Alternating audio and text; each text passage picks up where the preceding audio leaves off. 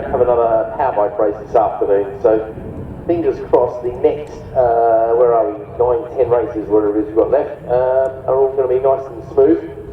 Yeah, it is 9 races we've got left, and there will be over 7 laps. Okay, watch the lights is the cry. We're missing our pole position man, actually. I've just realised that Kieran Robinson not there, not quite sure why. And some dodgy starts going on there by a few people, getting a bit of fresh air over the front wheel. Need to work on those skills, boys.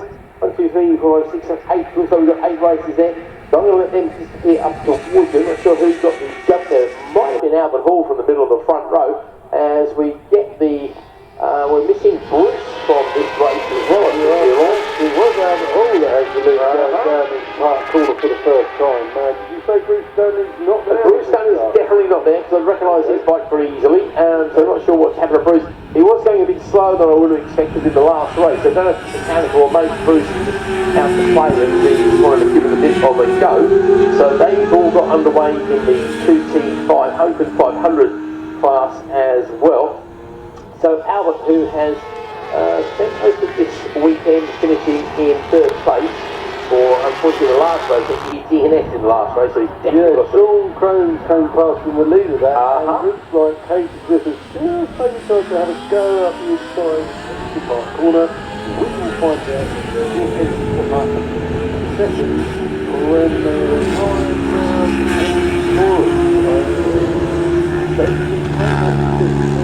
no, he hasn't made that thing. Okay, so it's still the same order as they come down to Mansfield in the Open 500 class.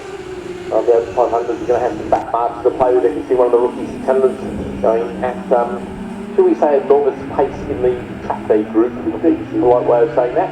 So you're right, the leaders in the Open 500 has already got quite a bit of a gap for first and second, that is, and that is Sean Crone and Hayden Smith as the leaders in the Rookie600s come across the line, and that is Albert Hall from Tim Rhodes from right, Hedringham, Morris, Hargreaves, Heaton. So that's his top 7 across the line. He's going to wait for Aiton to join us, which he duly does, but he'll be the first one. Smith, Crone and company will be arguing with very shortly indeed. Again, we've got the most reduced field in the Open 500 as well. We've got the green lights are flashing up there at the Hall bend. Not quite sure why, but it's always good to know that it's all clear to go. And there we go across the line, Crone over Smith by 1/4 of a second there. Oh, but just up the inside from what I can see, it looks like top of the inside up top it. Okay. All those past Stuart, Sheriff, Bainborough and Lee also come across the line. Didn't make that stick. Okay, so Crone has held on to that as we come down Park Straight for the second time. This Arlbeck over the line there on his KTM, so getting his money's worth out of his racing here, that's for sure. Little KTM going out for 2 races in a row. Keeping that busy. And Albert Hall, I think he decides he's had enough of this 3rd place nonsense, this TNF stuff. He wants the gold medal. He's really flying out there. But he's not the quickest on the track though, because looks like Morris has just gone purple in sector 1. But unfortunately, you need to be in 1st place to make that count rather than 5th place. I think Morris did lose 3 places on the opening lap actually, so he's obviously one of those people who did get off the line terribly well. It's very hard to tell which days you well know that those rookie bets make it hard to tell them apart sometimes, doesn't it? They show who elsewhere. Yeah, you know it. Okay, 140.703 is the opening bid on the flying lap from Albert Hall. The next quickest man is man who's gone purple in sector 2, that's a 141.44 Morris, but he's still in 5th place across the line behind Rose Wright, Hedringham. Hargreaves and Heaton aren't out of the mix yet, though he has got back quite a few seconds already, so he's one of the ones who may well be getting a back marker. We've got 5 laps left to go in this race. A short Crone leads Hayden 5th over the line. A little bit further back from them is the first of the lap 5 so unfortunately I don't think, well, he's not actually lapped, or he's been passed, he's on the same lap as those guys. 3rd place is going to go Adam Sheriff. He's got his little T&R worked up very nicely indeed, so he's looking good for a medal there. Then we've got Bainborough and Damien Lee behind him. George Cleanoff is over the line. There's a little scrap going on behind there between Fox and Harvey actually. Hayden Smith has jump across you there, mate. Hayden Smith has just got the run down the Park Straight. He's got the out braking move on Sean Crone into Park Corner. I'm not sure if he's going to pull that one off, but we'll find out as they come back into view. Once they come round And he hasn't made that stick. Sean Cronin telling him off he doesn't want to do speeding on that ZX4RR. Okay, the other one is it? Yeah, that's 4RR, exactly right.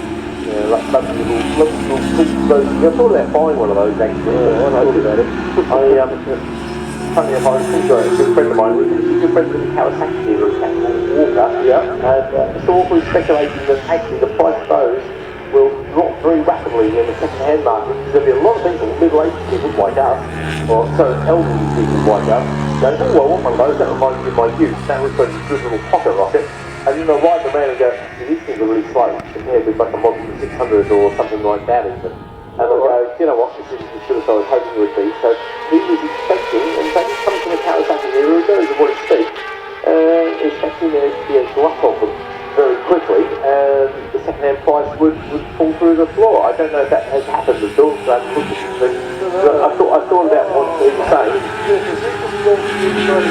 I think he has, mate. He came across the line 2/10 of a second behind his rival. He's picking up a good little toe there. He made his stick this time, and he has made his stick. He must have got stuck out the inside and then run wide on through Copperson. Now he's holding on to see if he can keep that ZX4RR behind him as they get to the end of the straight. They're pretty evenly matched, these ones. I mean, looking forward to seeing this little competition, to be honest, between these two manufacturers stroke bikes, because looking at the spec of the 4RR, as you didn't talk about it just now, one of the two types, isn't there? There's the road version and then there's the RR version. That's right. Like they used to be back in the 80s, Yeah, exactly. 90s with the 400s. They still the robots, and everyone was more focused on racing. So they look like to be a close match to a TZ in the right hand, and it's pretty good show. So the story of Andy Ball, but I'll recount that when we go back to the waiting end, as we see a fastest first second time for Ketteringham there. And we see Ketteringham as he's trying to close the gap to Albert Hall in front of him, leaving it a little bit late, but he's got three laps left to go, so he might still have a chance of this. Hall hasn't quite managed to dip into the 39, but Ketteringham has, albeit like by 6/10 of a second, but hey, it doesn't matter, particularly when the guy in front of you is doing 40.2, so 3 laps to go for, 3 laps to go, so Ketteringham should still overhaul Albert Hall, so he might not be looking quite as safe in the lead as he thought he was.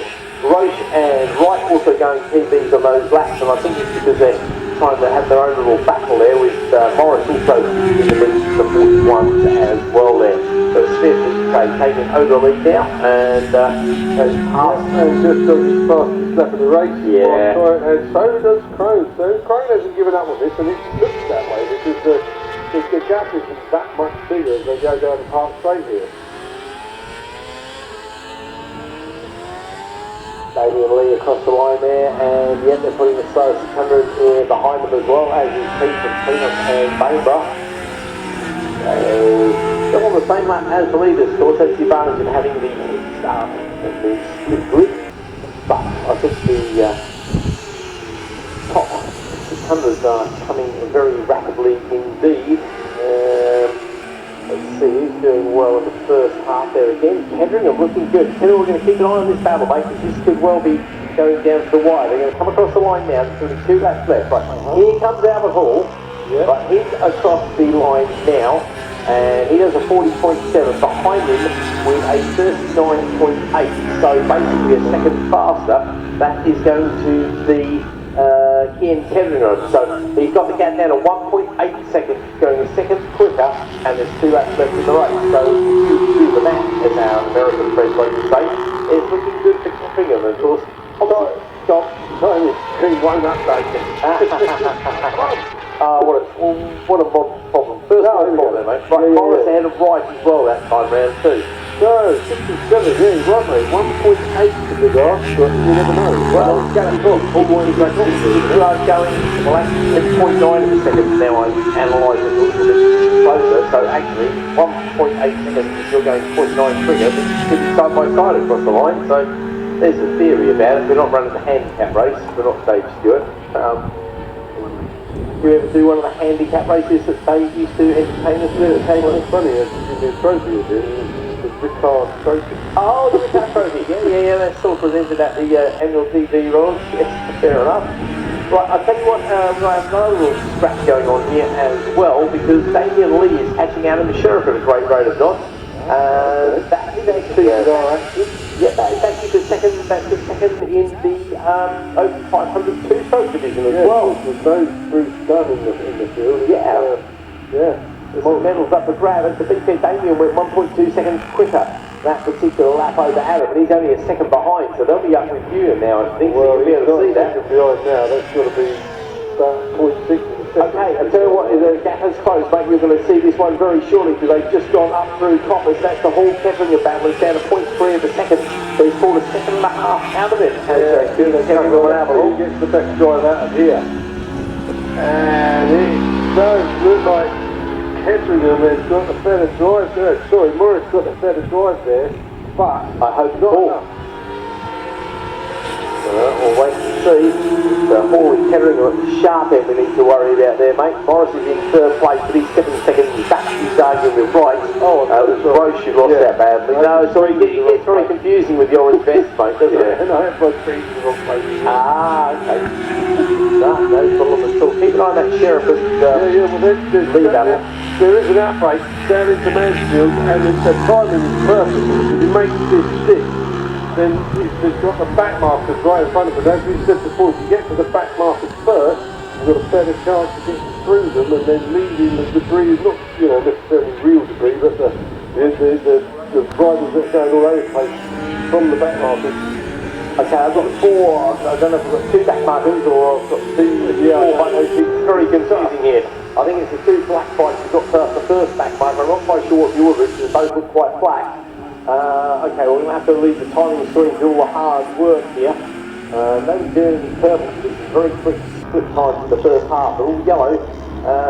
Right, well, Sheriff and Lee have come across the line, half a second apart. Right, here comes the argument then in the Open 600 class, he's rookie, and it is seeing Ketteringham, who does indeed take the win by 0.5, but followed Albert Hall's going to settle for second as the checker flag goes out to the rest of them, and it's Morris ahead of Roche, who overcomes right at the end of the race. Next across the line will be Heaton, and then Hargreaves finishes in the 7th place. Now we're waiting for the next bit of the battle here, which will be Smith, who should be